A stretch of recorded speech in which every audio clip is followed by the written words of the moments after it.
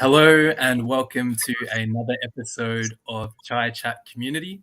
My name is Oz Malik and we are very happy and excited today because I'm from Melbourne and our guests are from Melbourne and we're finally leaving this lockdown. So just a big shout out to everyone in Melbourne. We can finally have a sense of relief. We have a really important show for you today. We're exploring issues of the South Asian community, and our two guests, who are some exceptional people, Hamza and Ayesha, will be talking about their huge range of academic, community, and also artistic wisdom and knowledge. Just a little bit about Ayesha and Hamza. Ayesha has grown up in Pakistan, Saudi Arabia, and Australia, and her work goes into different environments where she develops her passion for gender equality and understanding of various issues in societies. She graduated from the University of Queensland with a Bachelor of Arts majoring in IR and political science. She's also founded various community clubs and societies and works closely with spirituality and Islamic groups. We also have her partner here. So this is a couple, just to let you know. Hamza, who's graduated from the University of Queensland, majoring in political science and currently completing a Master's of Arts Research, focusing on Islamic history and Islamic political thought. His thesis evaluates the thought of Maududi and Wael Halak in the context of Mughal India. And apart from being an aspiring nerd, he's a huge gamer, and he says he struggles fiercely not to remain mediocre at various languages he studies. And he says he's the best husband, which we'll see throughout this session, if he is the best husband. I want to be the best husband. Wants to be.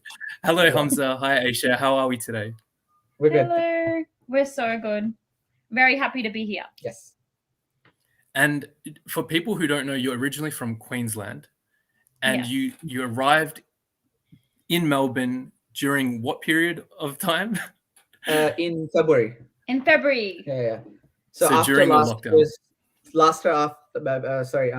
After last year's lockdowns, and in the in between, interim where things were good and then everything went bad again. So yeah, we got a little taste of Melbourne and then been trapped ever since. Well, I actually hope that now, post this lockdown, you actually get to experience this beautiful city. I just read out just some of the things that you both have done. It's actually quite impressive. I wanted to ask, how does somebody get inspired into this? I know this doesn't happen out of the blue. So we'll start off with you, Ayesha. How did you get involved in all these different areas and why? I think I always felt this disconnect with my culture, but also my religion, because the way I was raised was one particular way of viewing Islam, but I kind of just wanted to go on my own quest for spirituality as well. So I tried to reclaim that when I was quite young, and I was always a very curious kid, to the point where my dad just couldn't, answer a lot of my questions and was like, okay, just Google this and Google that, which is exactly what I started doing. And I just developed this deep passion for learning about my culture and about religion and how do those two meet as well, because I always saw both of them as separate and different. And going through a lot of things which you experience during migration as well, like people ask you where you're from, and people ask, why you are a certain way, or why you eat this, or why you dress this way. I think it forces you to really question your relationship with these different elements of culture and religion. And growing up, I guess you grew up in Saudi Arabia and then came to Australia. Was the experience in Saudi Arabia similar as well? I know that obviously there's probably people of a similar cultural background, but did you also feel the same there as well? Or Actually, coming to Australia was really alienating for me because Saudi was very similar to Pakistan. And within my community, town called Jubail, and my dad was an engineer, and there was a lot of other Pakistani engineers and expats as well.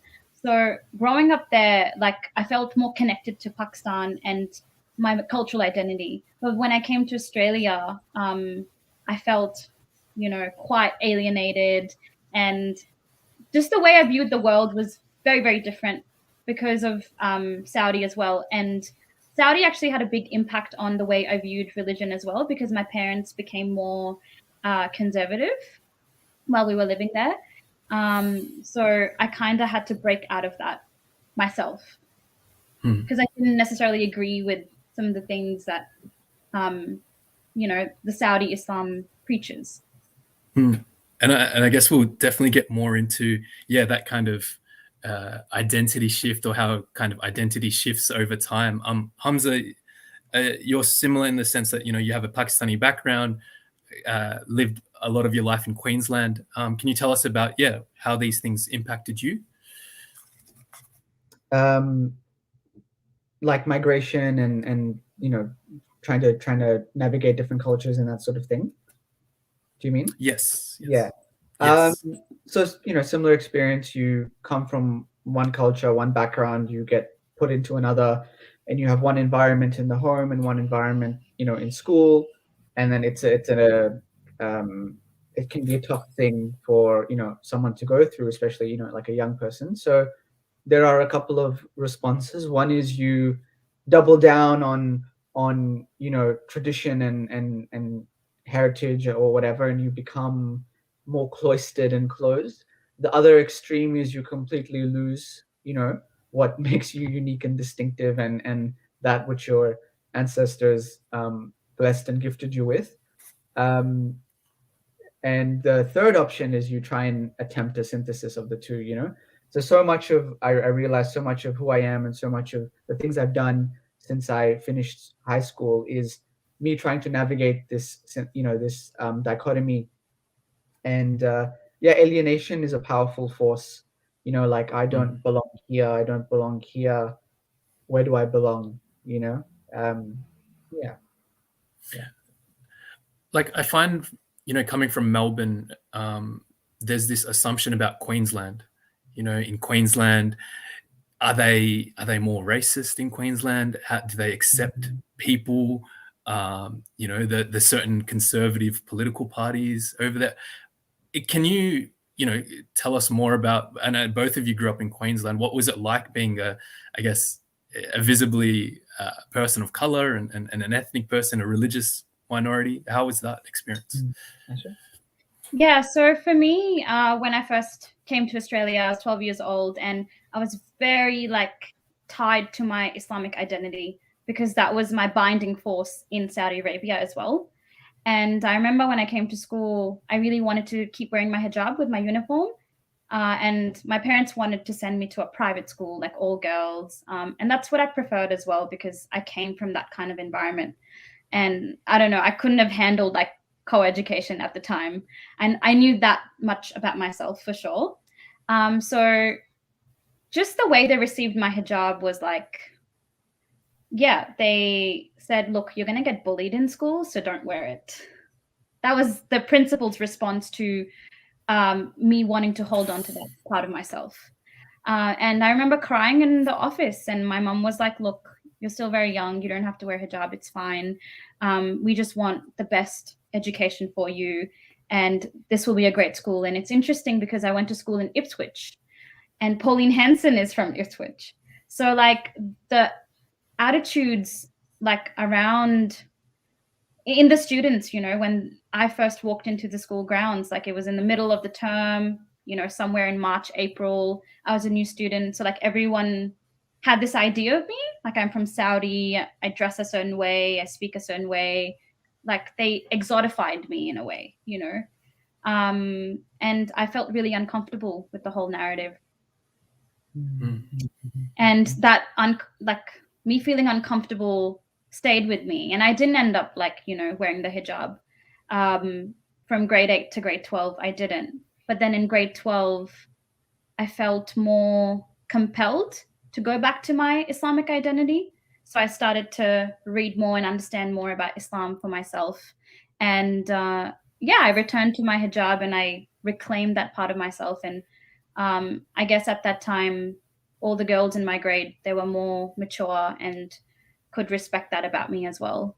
So I did feel a bit more supported then, but it was still really difficult to wear hijab again, walk into the grounds, and reclaim that space for myself. Yeah, I feel like that's a story a lot of people would resonate with. Hamza, I know like you're now in this academic area, academic space. A lot of people, their affinity towards their heritage and motherland, it comes from different, reasons. Maybe they're trying to find themselves or go back home and understand their culture. Why did you get into this area? Some people may say, why not just, focus on something relevant or a traditional pathway of, doctors, engineers, or why go back to Islamic history and Islamic political thought and Maududi, South Asia, Mughal history? Why do that? Well, I've always had interest in politics, interest in literature, society, the current affairs, all this sort of things. I've always had that rujhan, that inclination. Growing up, I never really felt like I fit in to the, with my peers and with the people I was around. So I grew up in a town of, a regional town in Queensland, and very few people of color. My high school had like 3-4 brown people. So and my peers, they were all overwhelmingly white. They were like secular. They were atheists. They and these things that tradition, culture, history didn't really mean much to them, for a variety of reasons. So when I went to uni, that was epic. That was awesome. I was around people that thought like me, looked like me, and my yes. So that's one answer. It was like I never really belonged or fit in, and I always was searching for a sense of grounding and stability. And I had that inclination, towards these matters. I also wanted to contribute in some way to my country, my community, the group of people that I hold close to me. So I wanted to do something positive and constructive, and I felt like perhaps medicine or engineering are good and respectable trades and professions, but it wasn't quite how I wanted to impact the world. I wouldn't perhaps be able to impact or change things or offer valuable insight and knowledge and perhaps change things. So I thought, okay, maybe academia or the either this field might be a way to enable that. Yeah. Also, I was really bad at maths. I was very bad at mathematics and other things, and so I obviously didn't get the marks, but I think had I applied myself, I could have, but I never had that. I got into law in university, and I thought about it, and I was like, this is not what I want to do, and I don't want to study 3 years and then realize this isn't what I want to do. So it was very from very early on. I knew. I empathize with the idea of not being good at maths. It's very similar. With history, though, it's fascinating because our history as like South Asian people, I'm mindful that there are obviously many different groups of South Asian people, and it's not all representative at the moment on this panel discussion or on this talk. Sorry, but why is it important to know this history, especially for those, I guess, South Asian young people who live in Australia? Why should we want to know our history? Isn't this something that we should just leave behind? Why bring it here? Right. Your history, your culture, your religion, your traditions are who you are, and they make you in a sense unique, and it's something that's been handed down to you and given to you, and and one can of course choose to disregard it. I feel immense value in these things. I see immense depth in them. I'm very, very interested and attracted to the deep spiritual core of all South Asian traditions, whether Hindu or Muslim or Sikh or what, everything in our culture, in our practice has a spiritual core to it. So I've always felt an affinity to that. And one should be interested in history. It's your pehchan, it's who you are, and why would you want to lose that? Yeah. Asha? Yeah, I'd like to echo what Hamza has to say as well. And I guess especially throughout our 20s, we go through this period of deep self-reflection and finding out who we are, what are we made up of. And of course, we're going to collide with culture and religion and, our essence, where did we come from, And I think that question has played upon me a lot more now that I'm trying to find and piece together my own life. Of course, not everyone I can understand would be interested in that, because there is the baggage of trauma that comes with migration as well. And, I find it healing to be able to look at that baggage and make sense of it and understand it and contextualize it, But I can understand why some people might want to let go of that as well, just for their own inner peace. Yeah, I completely agree. I think it's definitely a healing process, and it definitely allows yourself to grow and introspect. Saleha's, thank you for the question, Saleha. She says, both of you said you didn't fit in while growing up. Why do you feel that way, and what advice will you give to youngsters going through the same emotions now? I think I didn't feel like I fit in growing up because at that time, the culture was very closed off. Either you had to assimilate or you're just a misfit, But I do think the culture has changed now, which is really positive. And suddenly it's really cool to be brown, and you see shows on Netflix like Never Have I Ever, and you see a lot more brown representation on American and Australian television. And I think that is really hopeful and incredible. And I kind of feel jealous that I didn't have that growing up, But I think that now the youngsters can really ride that wave of reclaiming their heritage, because it's cool. It's hip, But back then it wasn't, and I didn't feel like I belonged, because whenever I went back to Pakistan, I was too Australian, didn't really understand, the inside jokes or the inner workings of the language, even though I know how to speak Urdu. And then in Australia, my household was very traditional. So I just had that really big disconnect. Yeah, there's this quote, Hassan Minhaj says that there's something in the chai at the moment, because there's this brown renaissance happening in terms of just culture and people wanting to actually be proud of their identity. I wanted to ask a question. Oops, my cat. Sorry. Did you say that? Yeah. Aww. What's her name? Her name is Bibi. I wanted to ask a question around the idea of there's been, I guess, a lot of talk growing up. I know, especially with my generation, where it's you don't want to lose your culture, because then you'll turn either too Gora, or you'll don't want to hang out with these people because then you'll become like them and you'll become rebellious.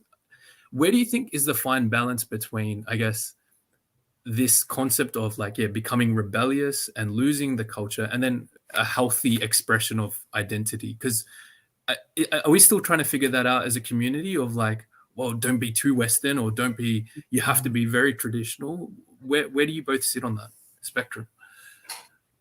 I can share what I've kind of gone through. I think I am or did go through that rebellious phase of shedding my identity in a way. And I think that I know that's obviously like not accepted, but I think it is and can be a very important part of your journey, where you have gone through that period of rebellion and denial and disregarding and discarding. But when you start to introspect, you start to piece it back together. And I think there's no harm in that. I think it depends what the stakes are. If you're someone who values religion and spirituality, then you have very good reasons to hold on to your culture, because there may be certain things in Australian culture that are not conducive or that are not friendly to spiritual or religious expression, right? It's a very secular society, blah, blah, blah. If those things are not important to you, then the stakes are not like that high, perhaps. You know, if culture to you is just about food, then it's not, it really depends on the person's understanding of themselves, how they see themselves in the world, and what that culture, that tradition means for them going forward. But also I would say that like the importance of these things can grow in your life, and there's always room for that. Like you don't have to be either completely rebellious or completely like holding on to your cultural elements, you know, as I'd like to say. You can be that in between where you're still very curious and still learning and still growing. And I feel like we need to foster greater acceptance for that, because I see a lot of people in that middle phase. Yeah, exactly. Definitely fostering that kind of middle phase between, because you don't want to lose these really positive aspects like you speak of spirituality.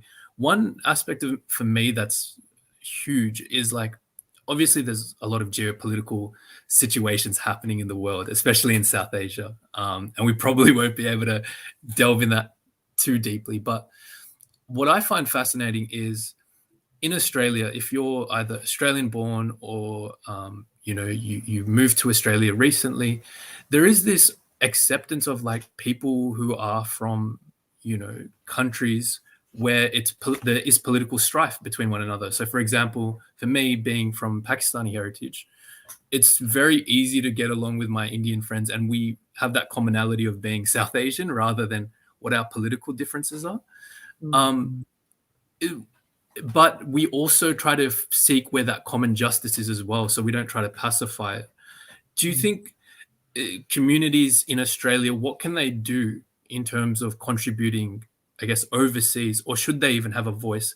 Some people have said, well, you don't even live there anymore, so why have a voice anyway on history over there and politics over there?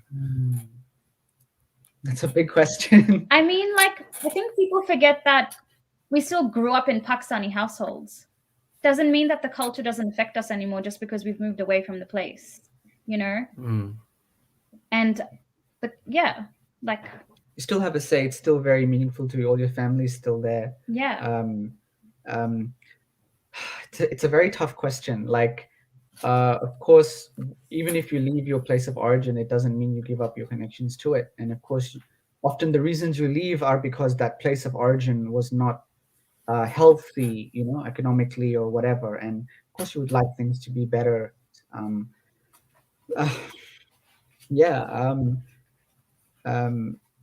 Could you rephrase the question or phrase it again? Well, it's more around like, if you see us, is the diaspora community in Australia, I'm talking about the South Asian diaspora community, can we be a beacon of hope for the geopolitical issues happening in South Asia?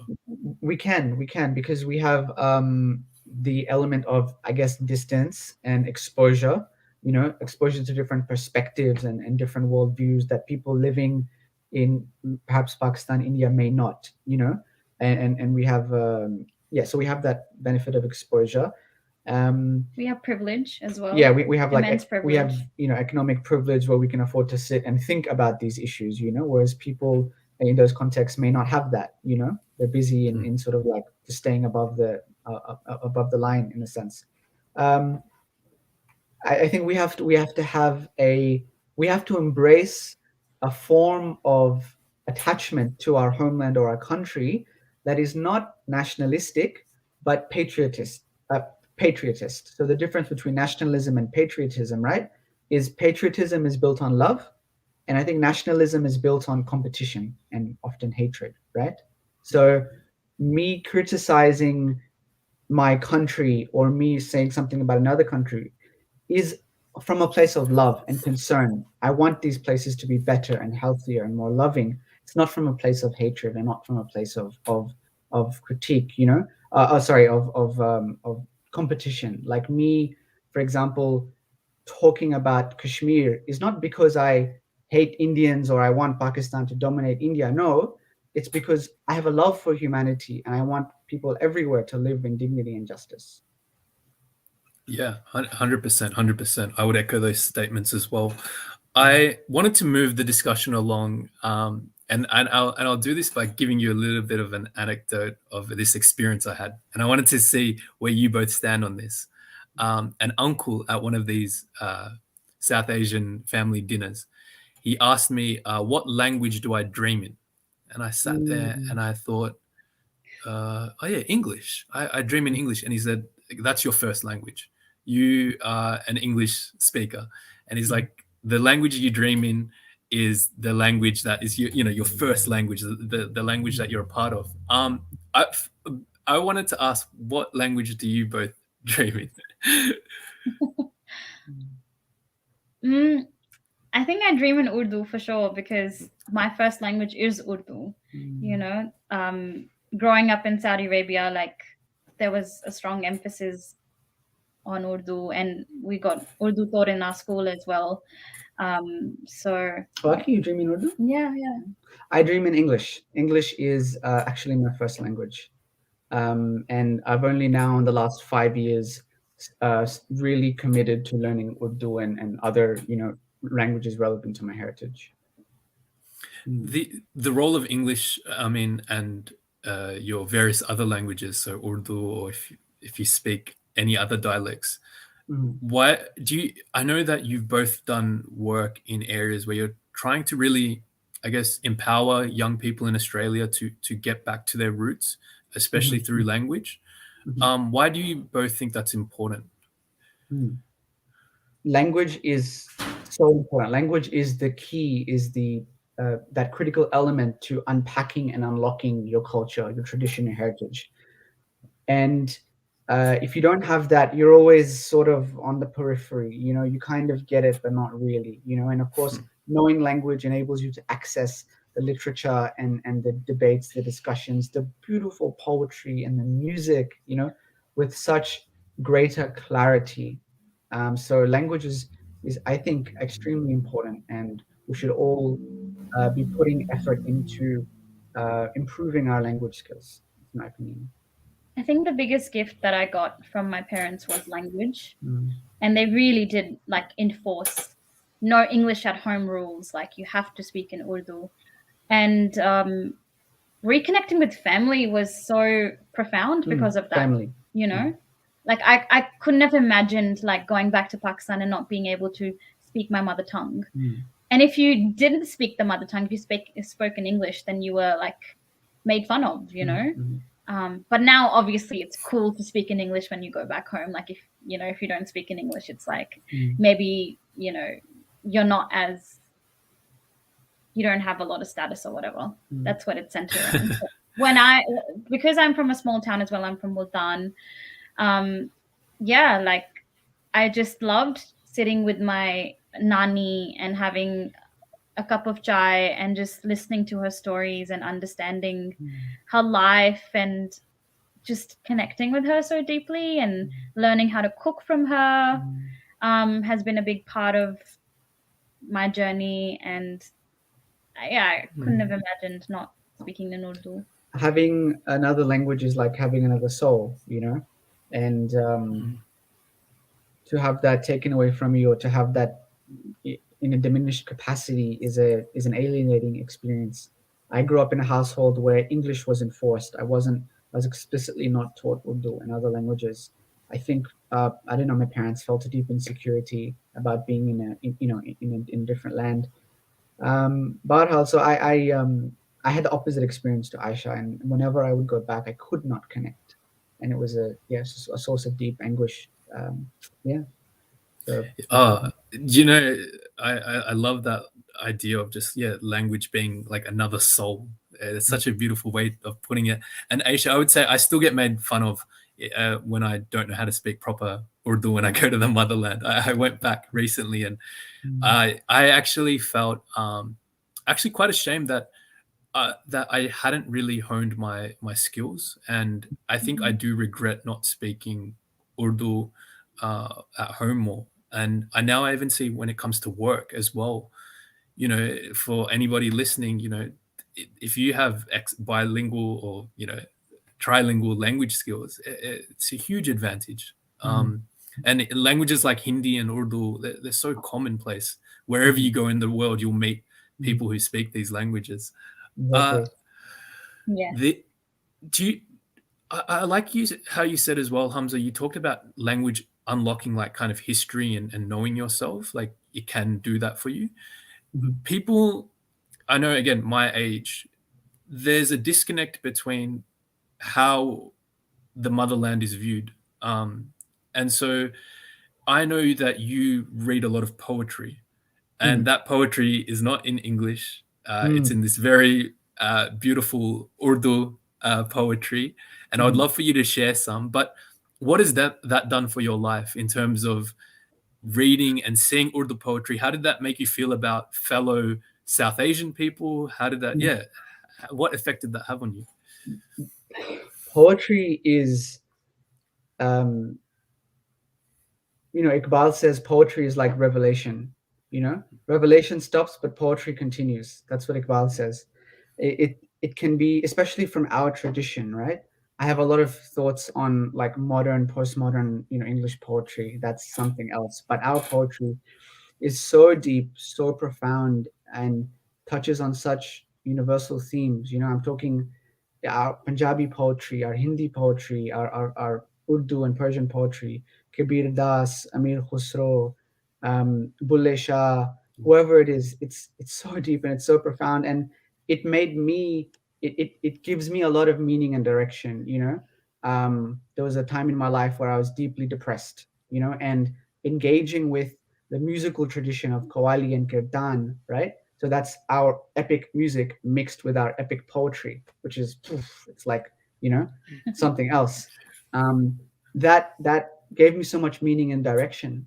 And I actually built my love of language through that music, and I was like, each word I would understand, it would add to the depth and the majesty of what I was listening to. So our poetry is excellent and deep and profound, and you can't grasp that through translation. You can taste it, but you can never grasp it.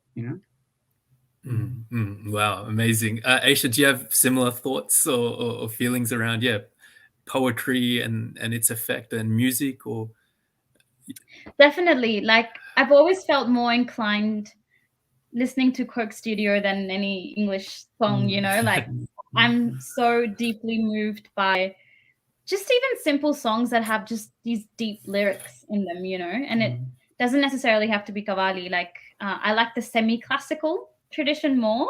I think that appeals to me because it's like that liminal space of tradition, but also contemporary pop culture that like meshes together. And I love that.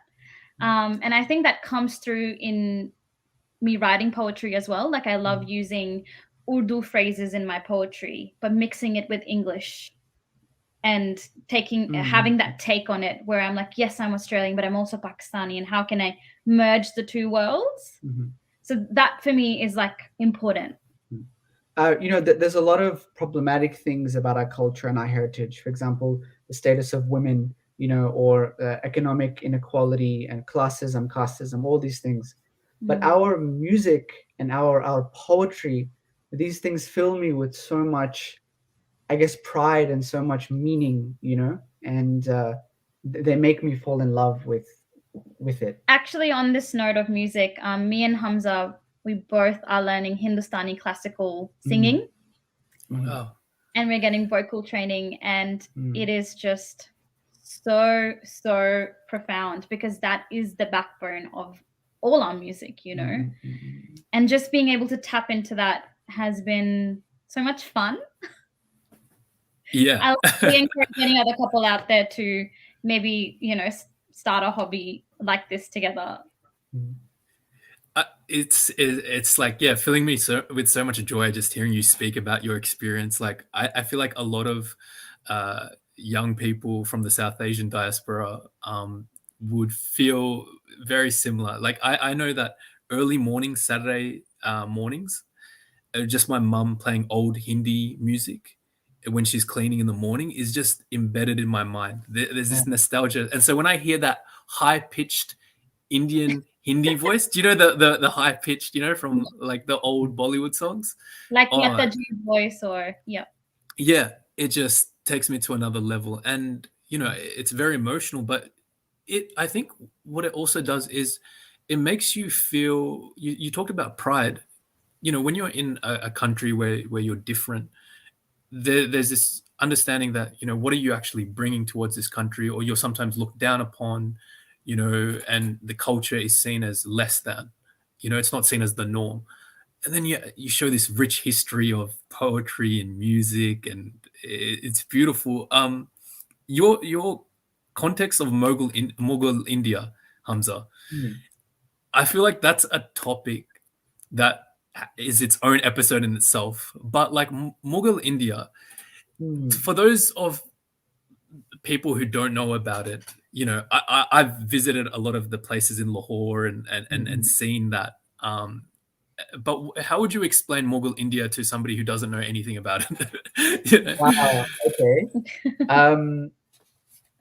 Mughal India represents a period in the history of the subcontinent of peak culture, peak economy, peak civilization, a time of incredible refinement and artistic brilliance and architectural magnificence and economic productivity.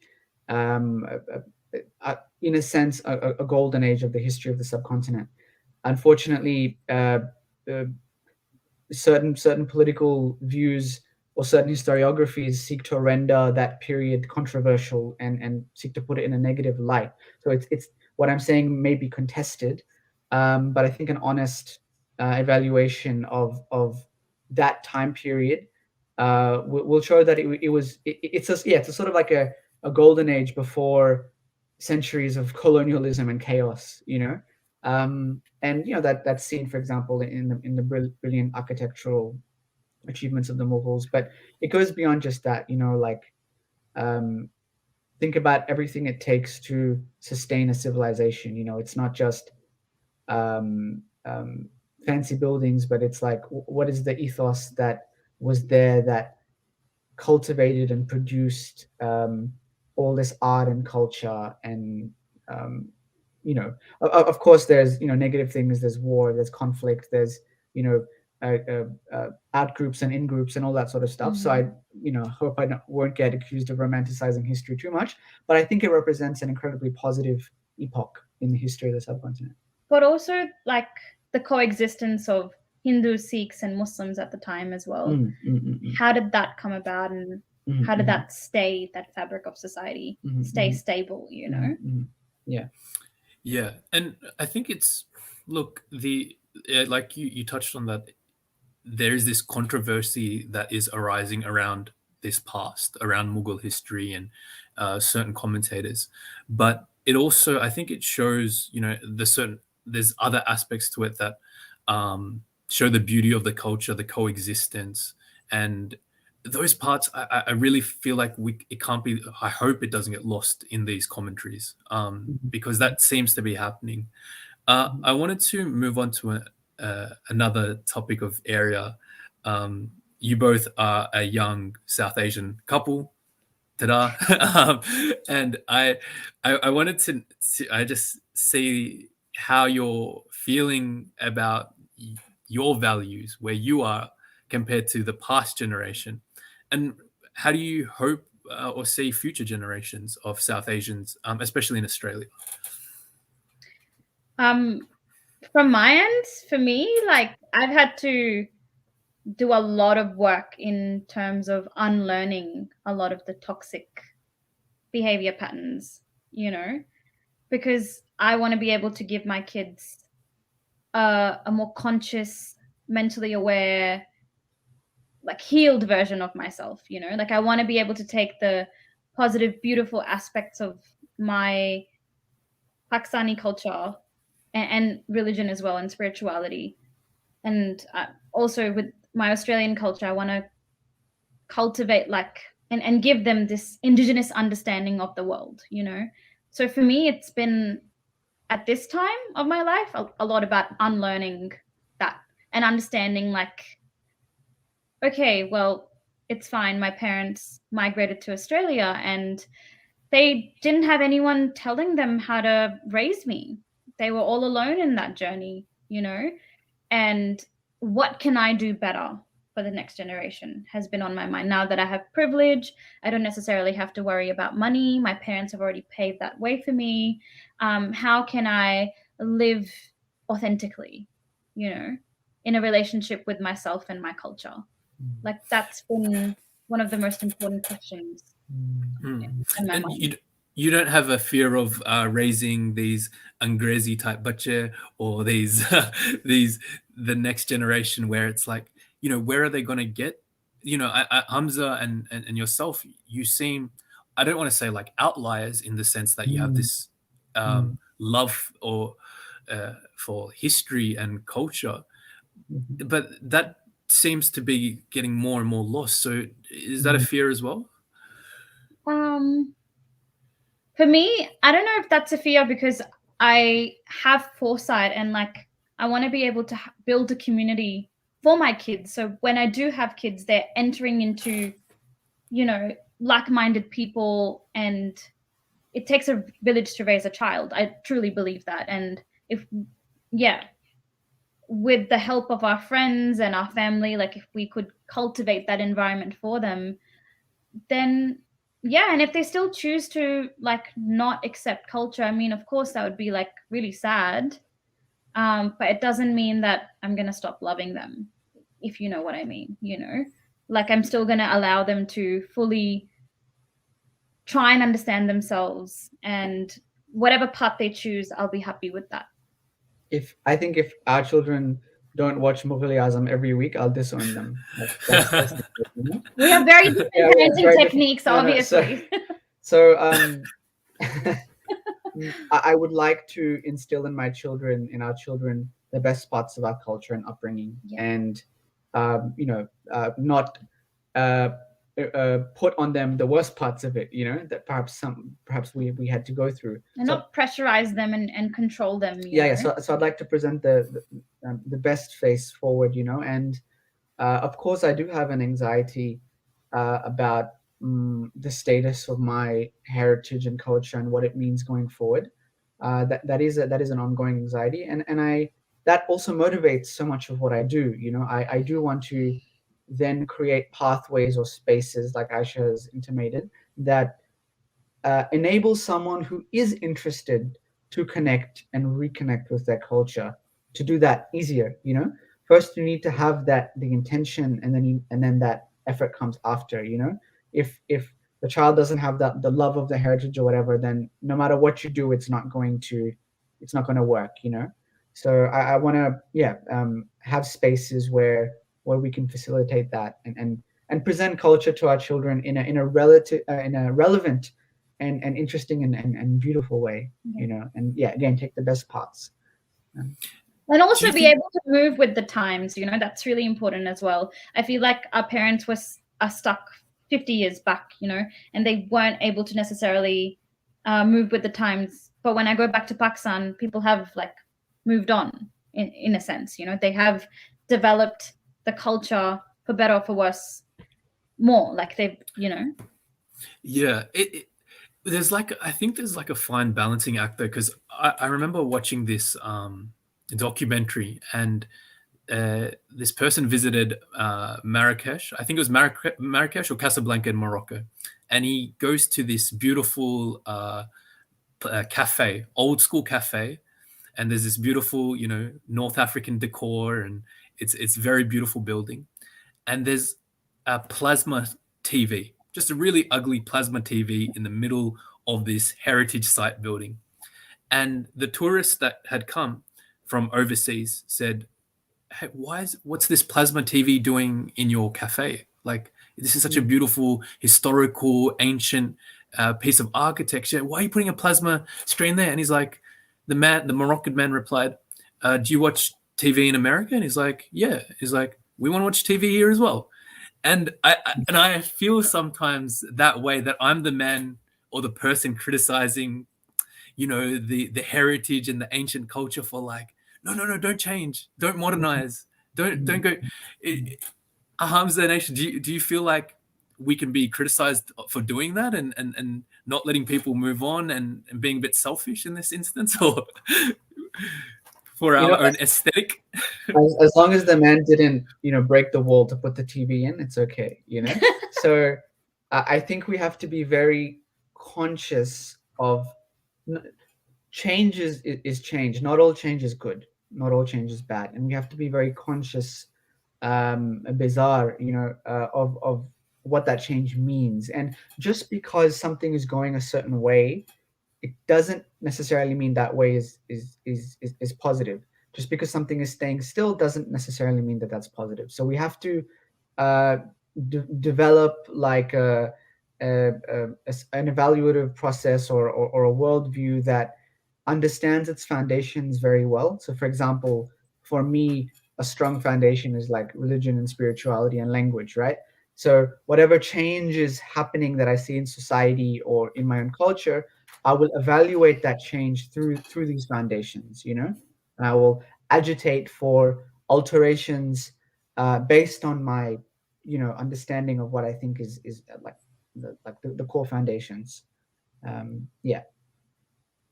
So, for example, English becoming more and more widespread amongst young people in Pakistan, to the detriment of Urdu and other regional languages, I don't necessarily see that as a positive change. I'm not going to pontificate and advocate like going back to the Urdu of Ghalib, right? But I think we have to be conscious and aware, and when we understand why things happen in the world and the way things happen, like processes of modernization and other complex phenomenon, once we get an understanding, we'll be able to evaluate change much more maturely. Yeah, that's a great point. I wanted to ask a question. We've been kind of bouncing between history, poetry, the diaspora, raising children, future children, hopefully, inshallah. But what's your current view on the South Asian diaspora? You've been in Queensland and Victoria, obviously given the lockdown situation. What is your view of it? Is it a thriving community? Is it a community that's quite insular and embarrassed by the culture? Like, how do you view the South Asian diaspora? I know it's a broad question, but yeah. It's a very interesting question you asked, because in Queensland, so it's really, really interesting. In Queensland, like, it's a conservative state, so like the community is very, very tight knit. Religiously, it is a bit more conservative than the Melbourne community, which I've noticed. But Melbourne also has various different kinds of Muslim community, whereas in Brisbane, like, the Muslim community is like more united, I would say. And like, I don't think there is that love for heritage and culture, which is prevalent there as much as it is here. Like, I remember I went to this really amazing book club with like all these incredible Muslim women, and they were just so progressive and work and knew a lot about like politics and what's happening in the world, and knew about like radical politics, and it was just, they were so much more well read and had a deeper understanding of the world, whereas in Queensland, that is missing, I would say. I'd like to contribute by saying that there so as Ayesha said before, you know, it was a source of shame. Your South Asian heritage, your heritage was a source of shame and embarrassment, but not anymore. There's something in the chai, right?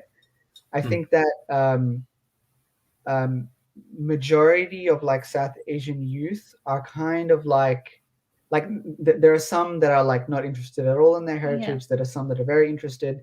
Majority are like kind of in between. You know, they're just like navigating normal life and studying and working and whatever, and they hope to like there is this affinity for heritage, and you see that in the popularity of shows and you know, on Netflix and other avenues like on Instagram of you know, appealing to that heritage. So like there's definitely an interest, but I think especially vis-a-vis language,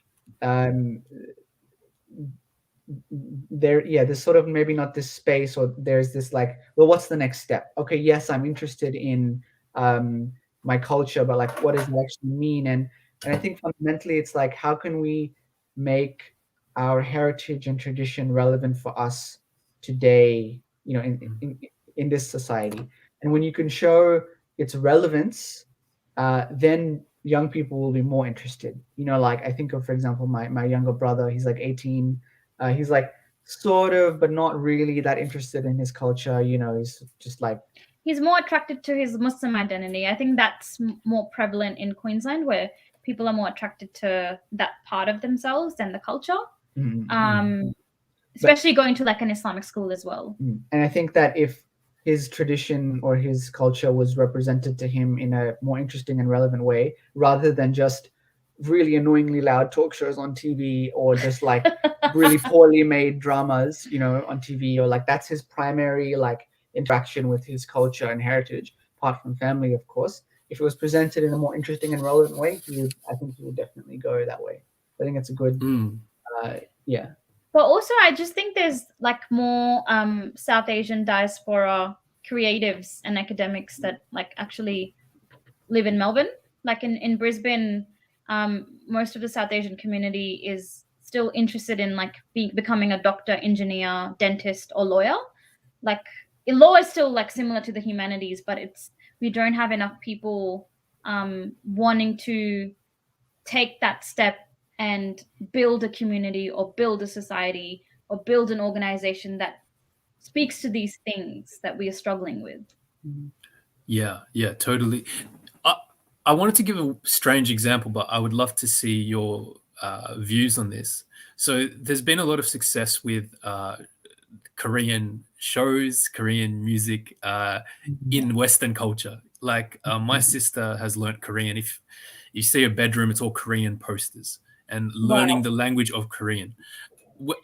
Now, you know, our country, our cultural background, you know, India, you know, these are, like we touched on, hubs of culture, hubs of poetry, hubs of music.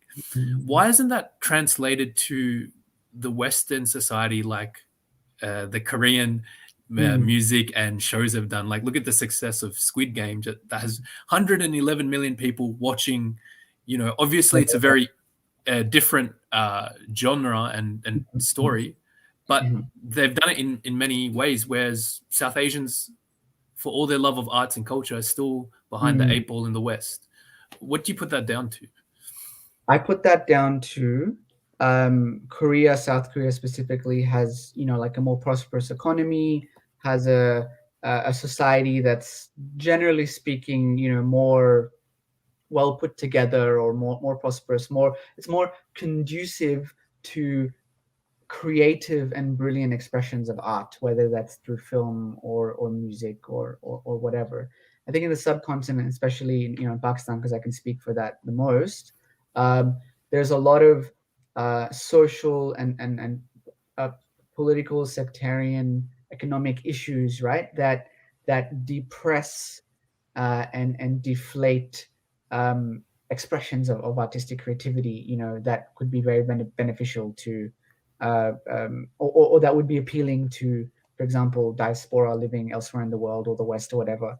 And I think when and if we can like get our own house in order, then that will come naturally, you know, like you look at Korea 30, 40 years ago, they weren't producing things that the world was interested in because they didn't have their own house in order, you know, very different society to the one that it is now. So it's progressed, it's developed, it's flourished, and something that, you know, is flourishing like a flower, you know, has pollen, it's flourishing, it's flowering, it gives life to other things, you know. So once we can do that, or, you know, India, Pakistan, whatever, if we can sort of get our SHIT together, then you will find, you know, interesting things will come, and they'll be mainstream. They won't just be like in obscure, you know, film festivals or something, you know. But I also think in Pakistan we're so caught up in like banning this and banning that, whether it be like from the religious scholars or, you know, anything remotely Indian, depending on the political situation of Pakistan and India, gets banned, or like, and vice versa. Yeah, and vice versa as well. But like, I remember this really amazing show called Churails, like came out a few, like I think last year, and it was, you know, discussing really important topics of like sexual harassment and domestic violence, and in a very thought-provoking and creative way. But that was like banned in Pakistan, and then it got unbanned, and then there's like this, it couldn't quite hit the mainstream. It couldn't really hit the mainstream, and we're just like, if you look at the media industry, it tells you like what's happening on the ground as well, you know. And you have to fight your way as a creative person in Pakistan, and that's seen as almost rebellious, like to be a creative, you know, like you're an outlier, you're not following the norm, why are you questioning society, you know. It's seen as like this war that you're waging. I guess, like with the internet now and technology, do you think people in the West of South Asian heritage or Pakistani heritage should create that content here, or is that possible? I think collaboration can also happen, like, you know, that's, yeah, I would love to delve more deeply into that space as a creative, you know. I think we can and we should.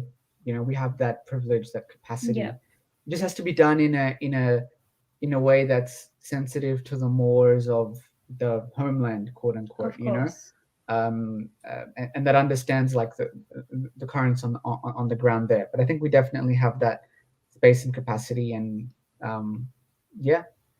Like I have yet to see a really thought-provoking Pakistani Netflix show that moves away from the Saas Bahu narrative, you know, and can present a different world. We've talked about, like, you know, the influence of like Netflix and in, like, from Korea, and, you know, there's still like shows out there, and I've seen there's a change, especially since India Netflix has come out. They've had a broad spectrum of creativity, which is really great to see. So maybe there's potential there. Like, I don't know if there could be a Pakistani, you know, creative or director or producer on Netflix. They could create, you know, different series, not just the mother-in-law, daughter-in-law storyline. It's about institutional power. So, you know, Netflix represents institutional power and capacity, money, and so you have content creators, brilliant people everywhere, right? Heaps of brilliant people in India, Pakistan, artists, creatives, but they don't necessarily, like, you go to a production company, the company won't be interested in it for whatever reason. So Netflix, in a sense, represents that capacity to break the wheel. Also, in a more indigenous sense, like I think a drama like Ertugrul, you know, that has really shown that you can have really creative and brilliant artistic expression that's culturally sensitive, that's I think culturally authentic. And the reason it was such a big hit in Pakistan is because people were like thirsting for that, you know. So hopefully positive things can come in Pakistan as a result of Ertugrul, or maybe Netflix coming in one day, something like that. Thank you so much for that. I have one final question, because we're nearly coming up to the end of the show. What can the South Asian community contribute to the wider Australian society?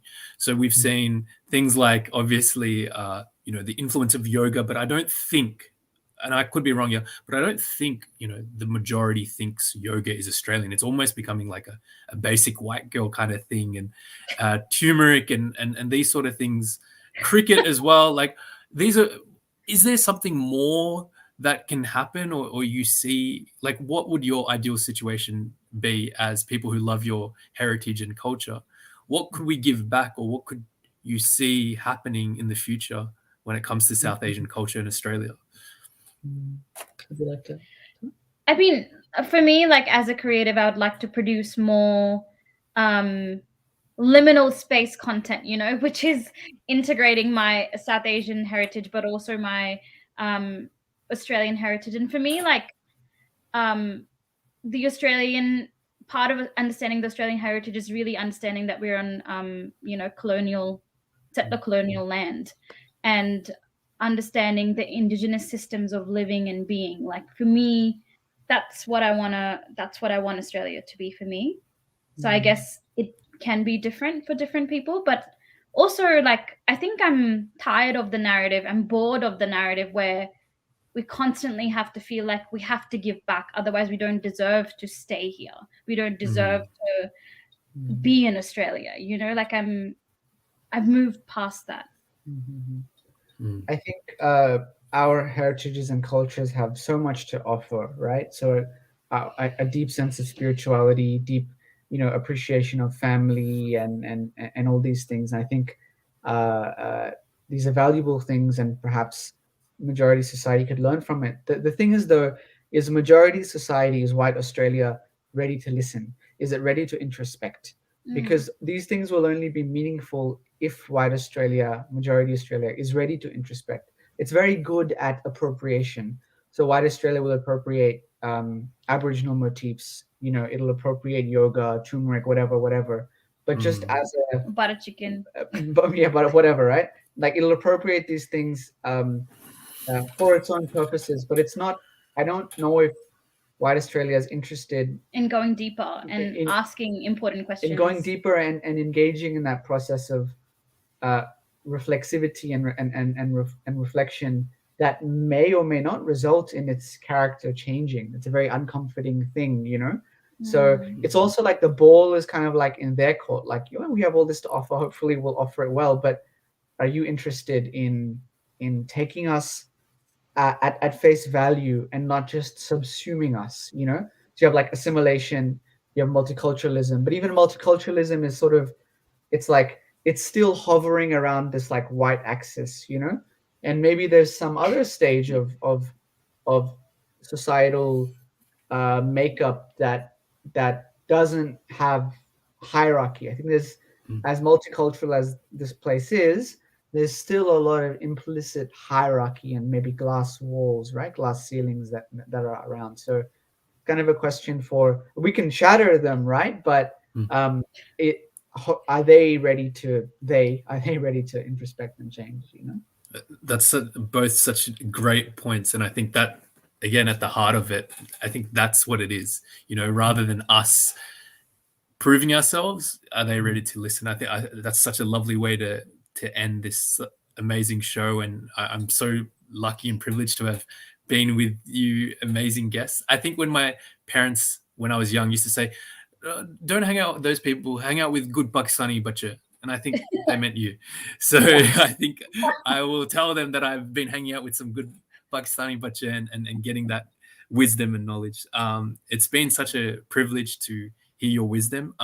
Is there any final plugs or any final points that you would like to make just before we go? Thank you so much, Oz, for like having us on the show, and I'm really excited to work with you in the future and perhaps, you know, create that Netflix series that we are talking about.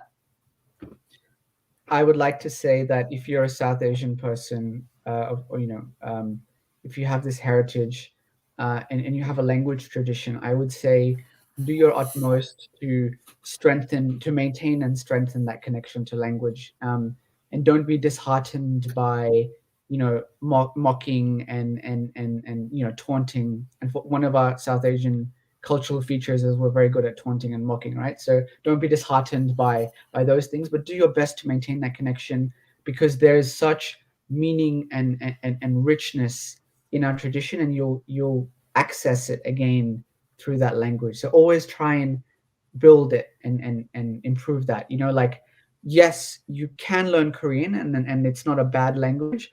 But when you have your own sea, your own universe of heritage, why would you not go to that? Yeah.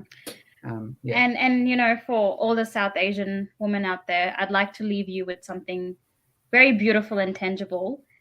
So I read this amazing Bangladeshi woman's work, Begum Rokhaya, and 100 years ago, she was writing, you know, sci-fi about women being the sultanas, you know. And I think there's so much to gain from reading these incredible female South Asian authors who have reclaimed the narratives for themselves, living in a patriarchal culture. So I think there is immense hope for us to, you know, really dive deep into that and reassert the narrative for ourselves, you know. So yeah, like my heart like goes out to all the South Asian women, because I know it's been so difficult being raised in households that have quote unquote like suppressed us to some degree and made it difficult to navigate this plane of being Australian and being South Asian at the same time. Yeah, 100%. I think moving forward as a culture, it starts with, you know, asking, you know, where are the South Asian women and their agency and their, you know, equity and equality. I think it starts from there. Thank you so much. There's such beautiful points, and I hope we get to chat again. And thank you to everyone listening on all the different platforms. Thank you to Saleha as well for always giving us this opportunity to have such great discussions. And that's another episode for Chai Chat Community. Goodbye.